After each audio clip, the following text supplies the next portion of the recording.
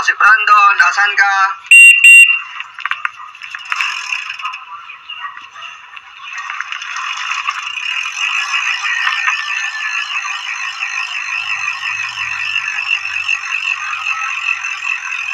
Tara na, ito si Brandon, padyak na. So diba sa ngayon na huminto muna ako para kakain lang muna. So kasi huminto muna ako dito para kakain lang muna. Saan may kainan dito sa Tarlac. Yan. Pangalan nyo guys, ano yan,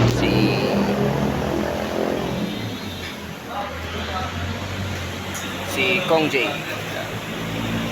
Diwali ko to kaya na ito mga silog, pero kwanto only rice kasi siya. Hindi ko naisip bang kumain. Si Tosik, ayun, nandun siya. Parada si Tosik, nandun siya. Yan. Kaya naman,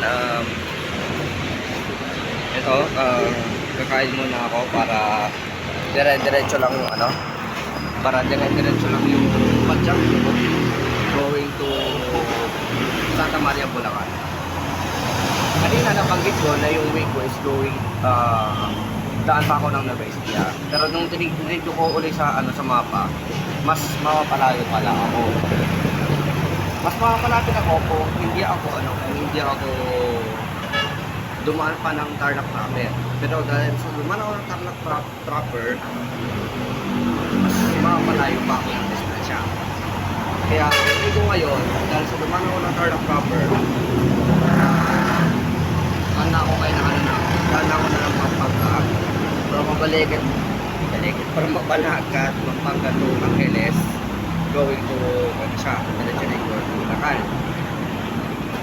Kung nagbabay ako sana ako, kung hindi sana ako dumaan ng Tarlac proper, kung nag-way siya sana ako, kung nag-way siya kaya Licao, hindi kami nag-way siya, dire-diretso lang sana yun going to Tarlac. So ang way natin ngayon from Tarlac to Pampanga going to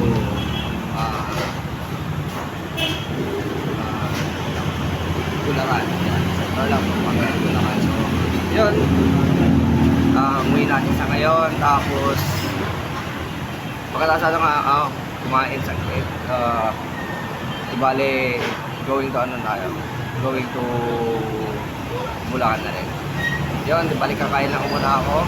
Tapos dito na rin pagkain ko. Yan. Worth of 95 pesos dito sa Kong J. Dito sa may Tarlac City. Yan, dito sa Tarlac. Unlimited rice siya, tapos unlimited soft drinks. Sana unlimited drinks din. Worth of 95 pesos lang, oh. Ayan, oh. Yan. Worth of 95 pesos lang. Mabubusog ka na rin. Ulit. Tapos yung sabaw, mainit na mainit at nakatangkaling ka pa. Chili sir. Ay, thank you po sir. Yan. Tapos meron bang side dish? Meron ba siyang chili oil, tapos kalamansi ng bigay. Ayan, thank you so much po. Yun, di ba kain muna ako. Then, mamaya na lang ulit. Sa ibang update na naman.